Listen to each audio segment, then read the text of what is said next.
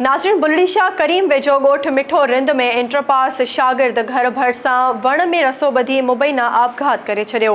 उन हवाले सां तफ़सील ॿुधाइण लाइ असां सां टेलीफोन लाइन ते मौजूदु आहे SS न्यूज़ जो रिपोर्टर राजा करीम कल्होड़ो। जी राजा करीम, छा तफ़सील आहिनि? जी बिल्कुल, बुलड़ी शाह करीम लॻ ॻोठ मिठू रिंद में इंटर पास शागिर्द सीनियर अरबी टीचर साईं गुलाम सिंध रिंद 16 साल अब्दुल करीम रिंद घर भरिसां वण में रसो ॿधी मुबैना ख़ुदकशी करे छॾी। उन मौक़े ते नौजवान जे वालिद गुलाम सिंध रिंद रुअंदे ॿुधायो त आउं स्कूल मां अञा ॻोठ पहुतुसि त ख़बर पई पुट जो लाश वण में टंगियो पियो आहे।